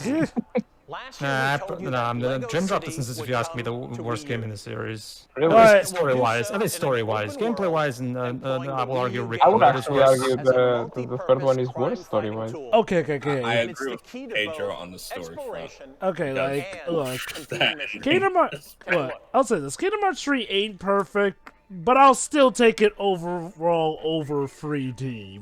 Okay, look, for as much as I may not care how Kingdom Hearts 3 ended that particular story arc here and there, 3D was the game that turned Xehanort into a villain stew, and I get it, it was to supposedly knock Sora down a peg. It just left a bad taste in a lot of people's mouths, especially with the terrible implementation of time travel of all things. In a series that was already complicated enough, thank you very much. Joa, you can now solve crimes with the Wii U gamepad. Yeah, honestly... And then they ported it to modern consoles, and then it's like, no, you don't. Yeah, I mean, honestly, this is actually definitely one of the breakout titles of the Wii U, surprisingly. You're right that you're in this game. Where's Zombie U? that was also a good one, but Ubisoft were... Yeah. Oh my god. Yeah, for a second I thought they were going to do a reference to The Spy Who Loved Me, because there was a scene in that movie where Bond did that, but after he got the information, he just snapped and let the guy fall to his death. Because, you know, James Bond. Mm-hmm. I need to play this game. Also, look, Matrix reference because Warner Brothers. Yeah. Oh yeah, I remember that theme from The Matrix where Morpheus kicked Neo in the balls. But yeah, no, I mean, believe it or not, even in a time where LEGO games were starting to get a bit samey, LEGO City Undercover was surprisingly a very good standout title. Yeah, it was a breath of fresh air, but it's like it was a Wii U exclusive, so not many people bought it. Actually, from what I've heard, March of 2013. Actually, from what I've heard, this was one of the better-selling Wii U launch titles. Believe it or not. It did come out to other systems. That's still, cute. It did 4 years later, but you know. Like, you know, I mean, it's cool. To give Traverse Tales credit, they did stick with Nintendo for long enough, arguably, on the exclusive front. With a unique storyline, new missions, much more content. Warner Brothers, you mean? Great franchise, but a different They were owned by Warner Brothers. By the way, Jova, might as well prepare you. That's a wonderful friend of yours that you've been talking about for a lot throughout this conference is about to come in and, well, you know, showcase what he has. Oh boy, and hey, you get free guesses as to what that may be. Type of player, from the hardest of the core to the newest of the newbies. Among our third-party publishers, probably none has adopted the something-for-everyone approach as thoroughly as Ubisoft. Oh boy, did that age so terribly. Like, and you know, to be fair, back then, Ubisoft... With what they've got cooking for Wii U. Okay, to give them credit, back in the day, Ubisoft were more keen than they would become in the coming years. I thought they were already exploiting Assassin's Creed a lot back then. Well, thank you so much for joining us. Thank you. Let me say I'm really honored to be here today. Now let me show you rabbits. Oh no, it's not that. No, we're not there yet, Edge. Sorry, Marco. No, I thought rabbits was before. No. Like what, 4 or 5 rabbit games on the Wii? The new Wii U console. Yeah, there was Rabbids part. That will continue this great legacy. And inspire To be fair, I like the platformer one. I still own it. Hey, if we didn't have those ugly little things, we wouldn't have had the Mario vs. Rabbids thing. So. That is true. Simple. We'll put up with them for a few years. We also probably wouldn't have had the Minions, arguably, either, if Rabbids was there. When's the sequel coming out, by the way? Just, you know. Out of context, Mario vs. Rabbids sounds like a pretty weird Ace Attorney DLC. To answer your question, it's supposed to come out this year, but we haven't seen anything since last year, so... Hold on. Yeah. Hold on. Getting delayed. What, the Minion? Oh, hold on. Especially Hold on. No, the sequel to Mario Rabbids. Oh, hold on. Oh, okay, yeah. I was about to ask what sequel you were actually talking about. By the way... Considering Ubisoft is on fire right now, yeah. Fantastic words. Thank you very much. I wonder, do you think we'll maybe get Daisy in that game, which a lot of people are speculating on, Dad? So, funny you mention that. They made a survey poll on which character people wanted to see in the game. And you submitted several forms asking for Daisy, didn't you? Thank you. So anyway, they had... Please don't go anywhere. And let me guess, Daisy ended up being #1 on the survey. I don't know. Oh, there you go. I didn't participate in it, but I know she was like really requested one. So maybe she has the. And here it is, guys! Another Just Dance game. So first. Again. Now this is another thing that I'm talking about. Wii owners are just going to play it on the Wii because. Okay, that's the ironic thing, Pedro. These games actually did sell well on the Wii U. They were actually some of the better selling ones. Oh. This is cringier. Okay, to give them credit, they are at least showing how the game is supposed to go. Unlike certain other conferences which just bring in a singer to do a song and whatnot. The 2012 version, the 2012 Ubisoft press conference was flowing right. But why are you using post-2000s Maroon 5? What's wrong with that, Dibs? It's crap.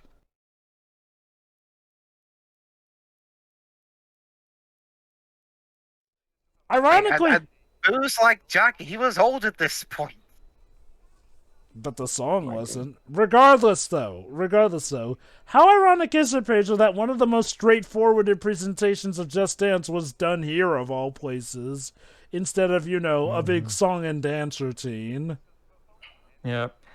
But one thing that I will also say that probably also was a contributor to the Wii U ultimately not being able to overcome its issues was the fact that, compare this to the reveal of the Switch, where they started with Breath of the Wild, they showed Super Mario Odyssey, they showed Xenoblade Chronicles 2, you know, like big bangers that would immediately get people, you know, wanting to get the console. You know, first party wise, Nintendo hasn't really shown much of like a big banger, like something like there's no new Mario game. There's what are you talking about, Pedro? There is a new Mario game. New Super Mario Brothers U. Oh, right. It's okay, Joe. I forgot too. So yeah. Anyway, when it comes to the actual first party Nintendo stuff, there's kind of a, you know, a noticeable absence in comparison to how the Switch launched, you know what I mean? So, because remember, the main reason people usually buy Nintendo consoles is because of the Nintendo first party stuff. There's other reasons, don't get me wrong, but but the first party Nintendo stuff is of course the primary reason. And yeah, in this conference, there's a noticeable lack of first-party bangers from Nintendo themselves. One could definitely argue that a lot of how the Switch was marketed was definitely Nintendo learning from their mistakes in with the Wii U. Yeah, and this is one of the ones that I'm talking about. Like, remember, the NES launched with Super Mario Brothers, the Super Nintendo launched with Super Mario World, Nintendo 64 launched with Super Mario 64, the GameCube launched with Pikmin and Luigi's Mansion. Well, Pikmin actually came later, to be fair, but Luigi's Mansion came out as a launch game. People didn't like it initially because it wasn't a Mario game.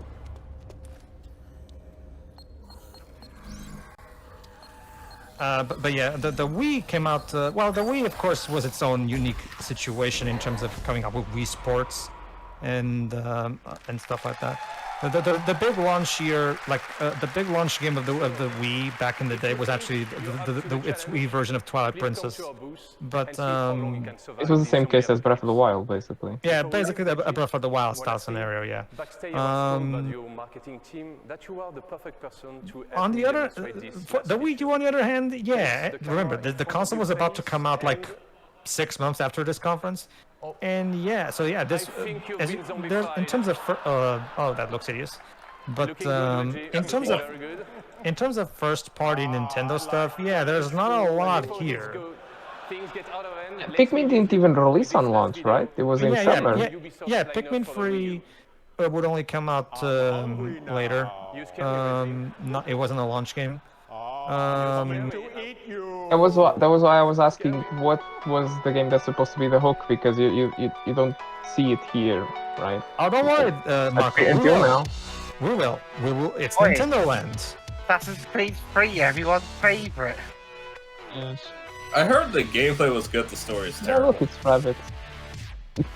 But hey, you notice we're seeing a lot of Ubisoft stuff. It's like they were doing a better job at showcasing their games than Nintendo themselves. Not really. Rayman Legends. Yeah. I know that might come off as a bit hyperbole, but it's like no, look at compared to the Ubisoft games that were announced for this, compared to the Nintendo games. Okay. Let's be fair. At best, it's equal. Like, as funny as it is to meme this is that what? Oh, Avengers Battle for the Earth. Yeah. Do you remember this game? So far, we've only gotten 2 first-party Nintendo games announced.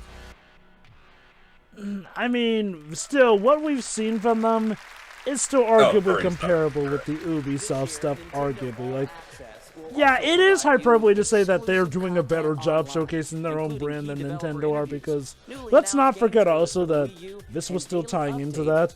Also, like, I would say Nintendo worked best with showing off good patches of it, which they arguably did for each game shown here. Like, they gave each game enough of its own time to shine. And speaking of giving games their own time to shine, ladies and gentlemen, Nintendo Land! Yep. Now, I'll be honest. Nintendo Land was Nintendo's attempt to try to make this game the Wii Sports of the Wii. Because remember, Wii Sports is the highest-selling video game of all time. So obviously, Nintendo would want something that would do the same thing for this console. It didn't work out that well, like they wanted. I never played Nintendo Land. Don't get me wrong, Nintendo Land is not a bad game. It's just that, remember, like, it was the only real major first-party thing for Nintendo for launch, really. So it didn't. And don't get me wrong, Nintendo Land is fine as a small little mini game compilation thingy. But it's not exactly something that would make you go out and buy a whole system for. You know what I mean? Like, if I recall correctly, wasn't Nintendo Land packaged with the system anyway upon launch? No, it wasn't. Well, okay, it was. You bought the 32 GB. Yeah. Basically, Jova, there was a bundle that came out with Nintendo Land, but it wasn't like a pack entitled with all Wii U. Like, if you bought the white 8 GB version, you had to buy the game separately. So yes, there was a bundle. $50, right? It was a full-priced game. Yeah, it was. So yes, you could get the more expensive bundle of the Wii U that comes with the game, but yeah, remember those bundles were technically on a limited quantity compared to the white version of the Wii U. So. And your me will change into a new costume for each attraction. Who would buy the white version? It only has 8 GB in 2012. See, the thing is, Wii Sports came out in translation again. See, Wii Sports came out with every single copy of the Wii. Everyone. Like, literally every single Wii that was made always came packed in with Wii Sports. So, of course, that would work just fine. If they really wanted this game to succeed and take off, they really should have packed it with every single Wii U. It's weird, because when we got this for Christmas, if I recall correctly, ours came bundled with it. In that case, Jova, that would be the 32 GB memory bundle. That's the thing. Yes. I had the white one, though. Was it? The white one was the 8 GB one. I feel like there were still some versions of the original one also bundled with it. Still, though, I'll say this. Nintendo Land is not a bad game. Far from it. Honestly, I do feel like it is one of the best showcases of what could be done with the Wii U. So, I don't think it's a bad game. There were 3 objectives that I set before starting. Mine came with Wind Waker, so. The first was to create unprecedented new forms of multiplayer gameplay by taking advantage of the Wii U gamepad. Second, since we were creating a theme park, I also wanted people to enjoy it. I do also like the theme park element as well, I will admit. Yeah, it's going to be just under a decade before we make our actual theme park. This is the closest you'll get. To be a place visitors from all around the world could gather. And I want the visitors to really. And even then, it's only in Japan, which is only just starting to reopen to tourists a little bit as of this recording. All around the world. Or the Miiverse functionality. I'd like to talk about that in detail during tonight's. I remember when it first got announced, a lot of people were saying, "Why isn't this a real place?" Even so, though, might as well expand upon that. Even so, regardless of regardless of whether or not you came first, the truth of the matter is that while this was a good game, it wasn't something worth buying a console for necessarily. Like it's not like it's a Mario or a Zelda or a Metroid. You know what I mean? Like it's not Remember, the Switch succeeded right from the get-go because it immediately threw its biggest guns right from the get-go. Zelda, Mario, Xenoblade. I guess we could argue they kind of did something similar here by throwing Pikmin, which, let's be honest, a lot of people were waiting for Pikmin 3, so sure. I would argue that they did still put one of their best foots forward.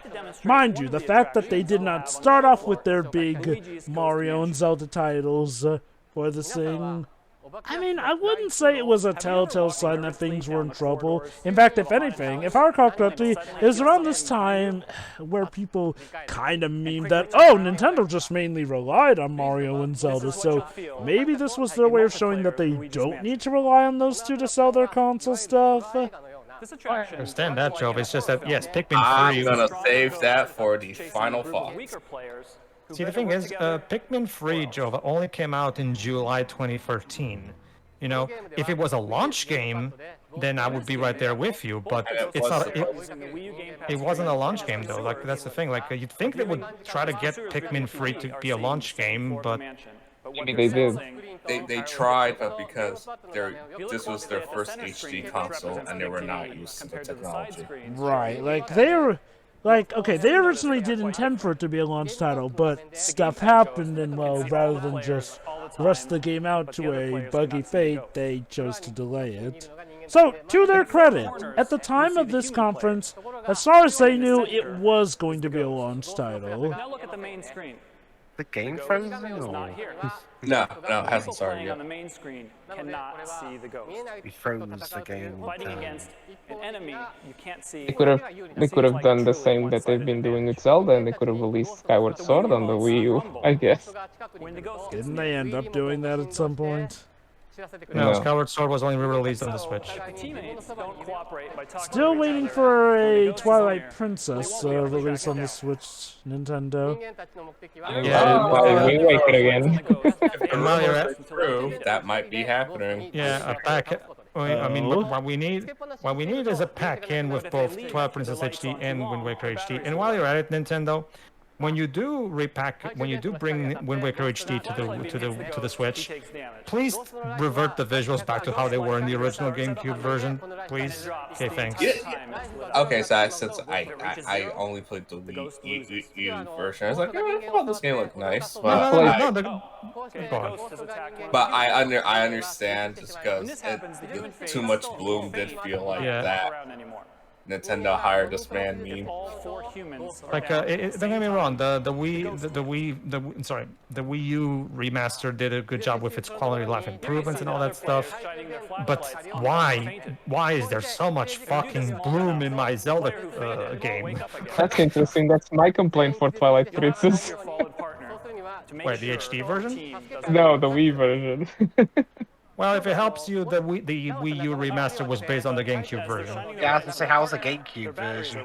No, the GameCube version was the original version, because much like Breath of the Wild with the Wii U, Twilight Princess started out as a GameCube title and was a GameCube only game for most of its development. The Wii version only came in the last phase of the development.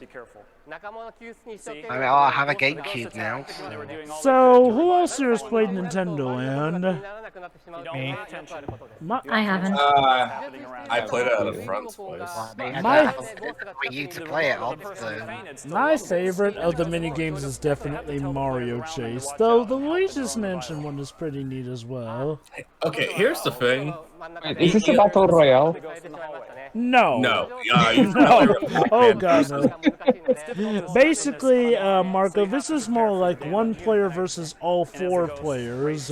One player works as the ghost, and that player has, of course, the Wii U pad, so that they can see themselves in everything. Also, it's evolved. Okay, let me just explain this.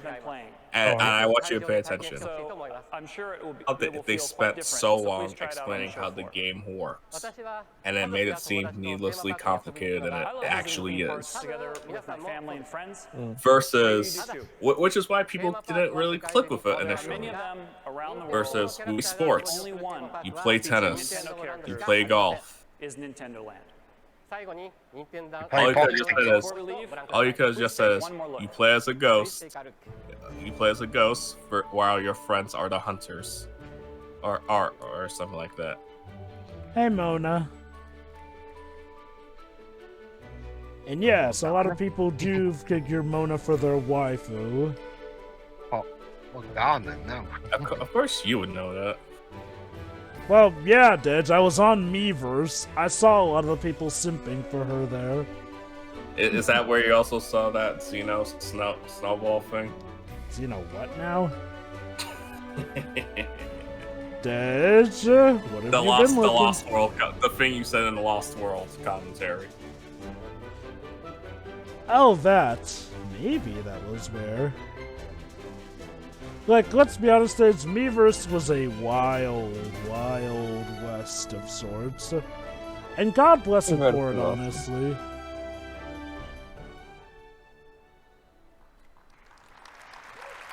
I mean, you know, good stuff. A bit of an overcomplicated look at it, and a shame that they only showed one minigame of it, because my favorite is definitely Mario Chase, but still, good stuff. Again, the sad thing about the C3 is that you can unfortunately see the seeds that were planted for the Wii U's unfortunate failure, though, because while this conference is overall good, it again does... It did not erase the issue at hand with the Wii U's marketing, sadly. Is the conference good? I thought it's pretty mild. It's like... Like I said, to me, the big issue was the fact that they showed a lot of stuff, but they didn't show a big banger from their first party aside from Pikmin 3. So because, don't get me wrong, I love Pikmin 3. The Pikmin 3 is not, but Pikmin 3 was not a launch title. Like the fact that they weren't able to get at least one big game as the big launch title. Okay, to that be was fair, probably also not to help. Like we mentioned, it was originally supposed to be a launch title at this time. It just unfortunately did not end up being a launch title. So, to be fair, at this time it technically was a launch title that they were showing off. So, I don't know. I guess it feels a bit iffy, like saying that they didn't show off a launch title when technically at the time they did. It's that transports you to that's fair, Jova. But in that case, okay, so they had to delay Pikmin 3. Okay, they didn't have a fail-safe in case Pikmin 3 needed more time. That I will definitely agree with. They didn't have a plan B because you need a strong, big launch game for the thing. And the fact that and Pikmin 3 was that. Okay, cool. Problem is, like you said, Pikmin 3 had to be delayed. Well, what's your plan B, Nintendo? Wait, you don't have a plan B? Well, I guess that was when they started relying on Nintendo Land as going to be the big intro game like Wii Sports and, look. Don't get me wrong, Nintendo Land is a good game. It is, but it was not going to be the gangbuster seller that Wii Sports was. No, it was not. Better. And with that, thank you. We hope E3 is great. It really is a sad tragedy in the looks here. Like, this is a good E3 conference. It's just that, I think to paraphrase what Pedro was saying, they showed a lot of stuff, but they didn't necessarily show all the right stuff, per se. Where are the big guns? Come on, Nintendo, bring us the really good stuff, you know what I mean?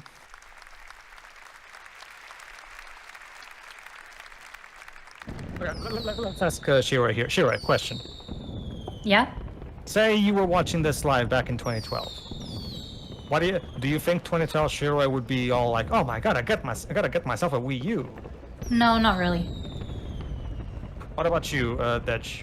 2012 Dej, watching this. Yeah, I didn't see the console. I was like, oh my god, Pikmin 3, cool. Never played it. Oh my god, a new Mario game. Cool. Sweet. I gotta get a Wii U so I can but honestly, I was more excited for Rayman Legends than any of them. All right. And that was the Wii U E3 2012 conference, everybody. Dwebs, final thoughts.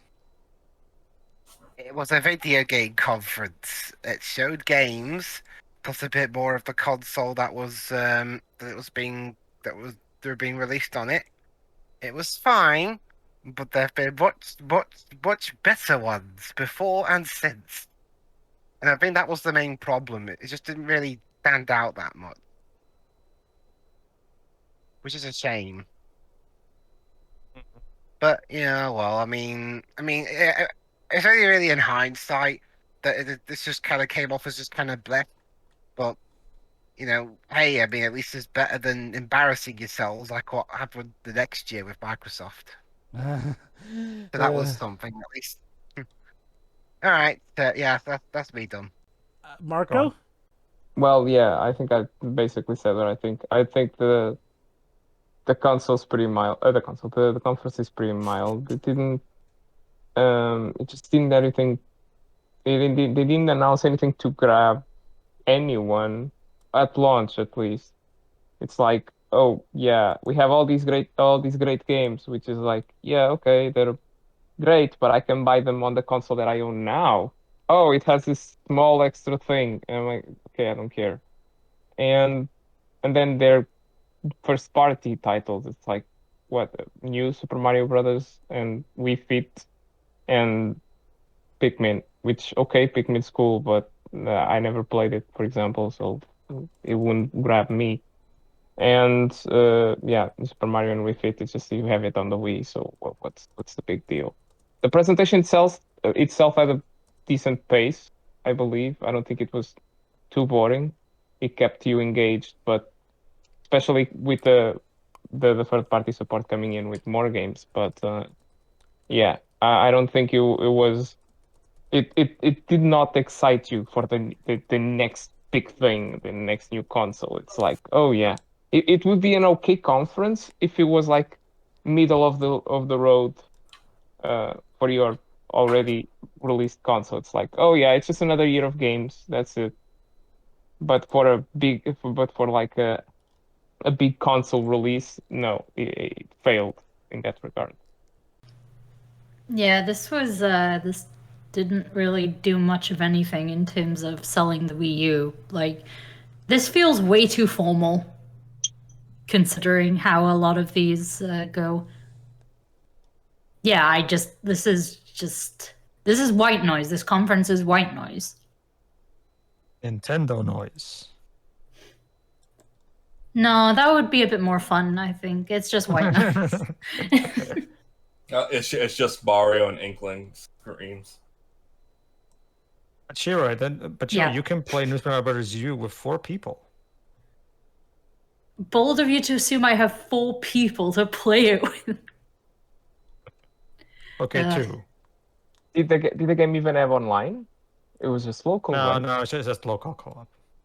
Yeah, see? I No, really don't have anything else to say about this. I'm going to be honest. It was just this happened. And yeah. Overall, like I said, this is not a bad E3 conference. In fact, in a better timeline, okay, let me put it like this. I feel like as your typical E3 conference, this is good. The thing is like, well, for something that's supposed to be like the conference leading up into the big release of your console, it's kind of mid. Not terrible, mind you, but mid. And unfortunately, what it's lacking in most is, again, really hammering home the fact that this is a new console. They did better here, but it wasn't perfect still. The games they showed? Good. Overall, these games would turn out to be good in their own right.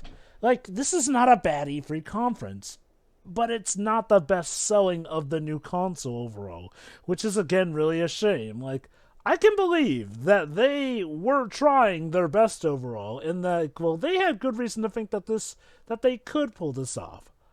The problem is, like, well, to paraphrase the quotes from Arrested Development, they didn't. like, it's, how to put it like this. It is definitely, of course, about of hindsight being 2020, but, I feel like, well, unless you were definitely a big fan of some of these franchises, there wasn't going to be any big hooks for you. And to be fair, one could argue that's how it is with a lot of conferences. It's just that, well, how they handled stuff here was... it's mixed. Overall, the games turn out to be good. It's just about how they presented them. And believe you and me, bad presentation of any product whatsoever can affect how stuff turns out sales-wise, regardless of how good said product turns out to be. Case in point, something like Treasure Planet, which had some pretty terrible marketing, let's be honest, which did that movie no favors, along with when it was released, but again, that's another story for another time here.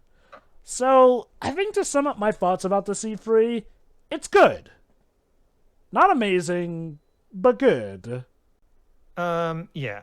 See, it's a good conference for what it is. It's just it's not great though. You can look at again the Switch reveal for a good comparison on how they immediately started that by showing Breath of the Wild, then Super Mario Odyssey, then Xenoblade Chronicles 2. I still can't believe that those games were all in the same presentation. That wasn't Splatoon also on it's on Splatoon 2 release? as well. Yeah, I forgot about that one. Yeah.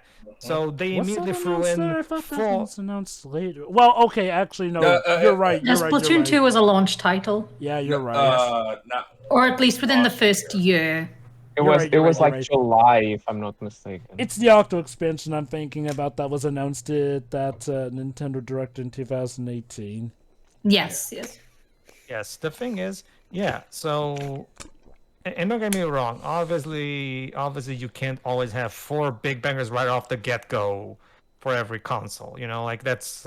like very few consoles manage to have a launch lineup as amazing as the launch lineup of the PS2, which is still has, if you ask me, the best launch lineup of a console ever, with so much variety and so much high quality. But so obviously it's hard to always reach that level. I understand that, but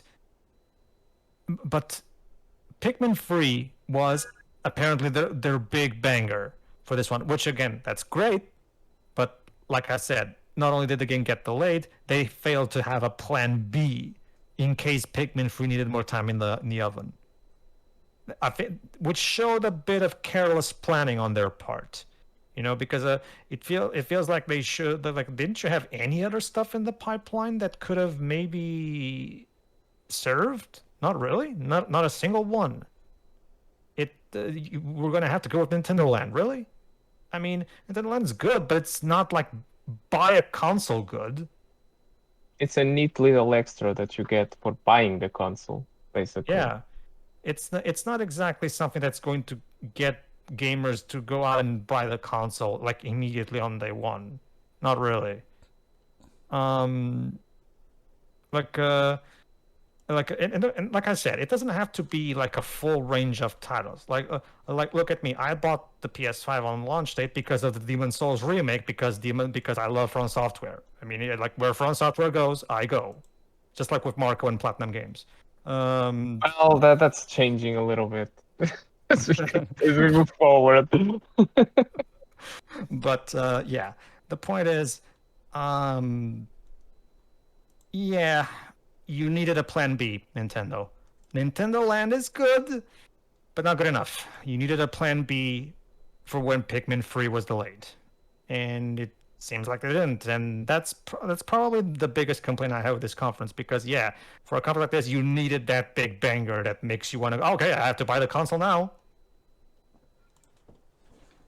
Like, let's say, imagine, Shira, let me ask you a question. Imagine the Switch, whatever new console Nintendo is going to make after the Switch. Yeah. Splatoon 4 is a launch title. What does Shiroi do in that regard? Pre-order. Exactly. See? Thanks, Shiroi, for proving my point. That's the basic gist of it. They really needed a plan B for this shit. Aside from that, yeah, the conference itself is finely paced, and they show some good things here and there. Yes, they showed good things, but outside of Pikmin 3, they didn't show any amazing or great things. Not really. Only Pikmin 3. They started with Pikmin 3, and as a result, the conference peaked at the beginning, and it never hit that peak ever again. It's basically on the same level as the last conference, right? Which was like the last few hurrah for the Wii U, and that was it. Like, oh, here has some interesting games here. That's it. Yeah, so that's the basic thing. Like, this is a conference that showed that Nintendo had some lack of proper planning when launching this console. The point is, yeah, it's good for what it is, but when you put it in context of it being the console that's supposed to sell us on the Wii U, it didn't really succeed at that. Because I only got a Wii U in the year after this, because of Super Mario 3D World. Sorry. So yeah, it's good, but it wasn't good enough to succeed where it should have succeeded, as in sell you on a Wii U at launch, basically.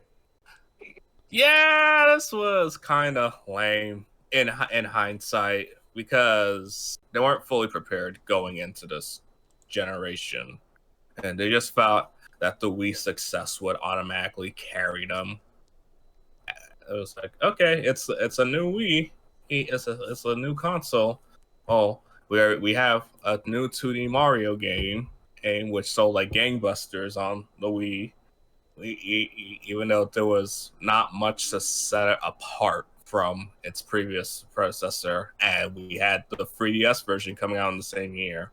We had Wii Fit Plus, which I understand that also did well, and you could also use your Wii balance board. Oh, there was Pikmin 3, which was basically the star of the show.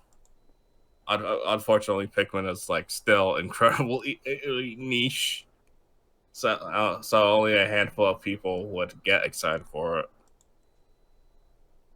But most of what they showed were third-party games, which are it's cool to show that they have support. The problem is most of them were already out on the PS3 360, or that specific target audience would have probably just got it there. Like if they showed off Sonic and All-Stars Racing Transforms at that press conference, I'm sure people would have gone so like, oh, cool, this is neat.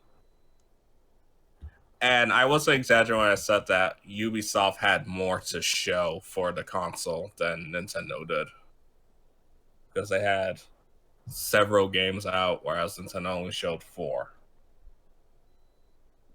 And it's like with Nintendo Land, it's a good game. I got it, but how it was presented made it seem needlessly convoluted. And it's just like, what is this? Why? Just show us how the game plays instead of just explaining it out loud. It was really it was all really tone deaf. Not their worst E3, but for this being their last E3 press conference before they went digital, yeah, that was a lot to leave desire for. It also didn't help that the common complaint throughout that Wii U gen is we haven't had a Star Fox game, so people were worried about that. No F-Zero. People wanted a new Metroid, an update on Metroid because of how Other M was. Those were like the 3 core series, so it's like, where's everyone else? Why is it just Mario, and Zelda, which we all knew was coming, even though they didn't show it. So I was like, yeah, it was not the best first impression. Well, technically, it wasn't even the first impression, right? It was the second one. Yeah. Well, this is the first time all eyes were on them because it was launching in 5 months. Because throughout 2012, before that, they were pretty hush-hush about the Wii U. And people were like, okay, sure, all right. Hopefully they show us something big. I was like, no. And like when they also got to the 3DS section, it was like, oh, here's another new Super Mario Bros. Game. But what makes this stand out compared to the one that you just announced earlier in the show? This one doesn't have the coin mechanic. Oh my god, Jova, the 3DS version still have the coin mechanic. Okay, to be fair, from what I've seen, people liked Wii U version better than the 3DS one. Yeah. Mm-hmm. And then there was Paper Mario Sticker Star. It's like, oh, cool, a new Paper Mario game. Hopefully that won't be bad. Oh. Okay, so to be fair, the momentum going off of Super Paper Mario was there. Like, whether or not you liked the game, it wasn't this apocalyptic ending of the series. No. That is what Sticker Star was for. We're talking about Sticker Star or Super Paper? Super Paper Mario. Sticker Star was that apocalypse. Here's the thing you're missing, Dej. Super Paper Mario was a spin-off of the of the series. Like it wasn't meant to be a proper follow-up to Thousand Years Door. It was meant to be a different spin-off of said spin-off. Paper Mario Sticker Star, on the other hand, was sold to us as the proper follow-up to the original duology. Hate on that one as much as you want. Like, look, and don't get me wrong, if you dislike Super Paper Mario, that's fine, but dislike it for the right reasons. A lot of people do think that this is the series that threw everything off course, when no, it was a spin-off. It was doing its own thing, and I'd argue it was doing its own thing just fine, really. Yeah, and I'm sure people were willing to be like, okay, sure, you tried something new. I wasn't down with it. Let's just go back to basics. Oh, when Sticker Star was announced, people were hoping, oh, cool. Hopefully we'll get something back to base. Oh, God damn it. Again, I will say... And it never recovered. I would argue that with Origami King, the series has recovered to an extent. Yeah, but it's not what people want. Because, people want the partner system back, and people want modified versions of Toads, Koopas, etc., which apparently is no longer the case. Oh yeah, there was Luigi's Mansion 2, which they did announce last year, but people were like, oh, okay, you're showing us free games that we knew ahead of time instead of showing us something new.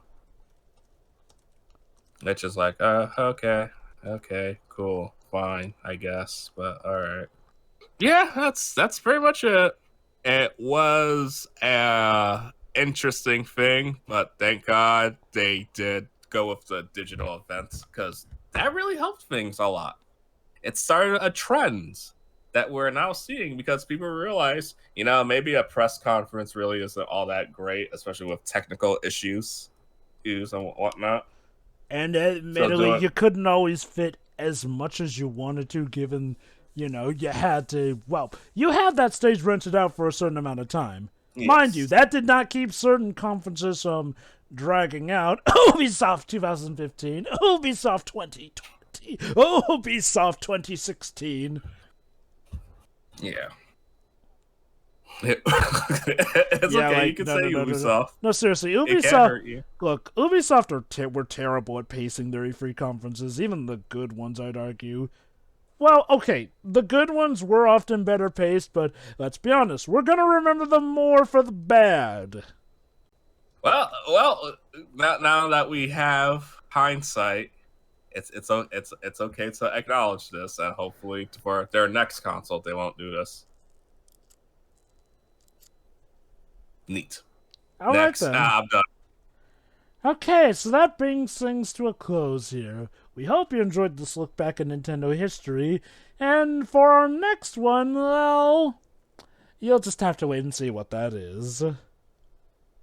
Indeed. See ya.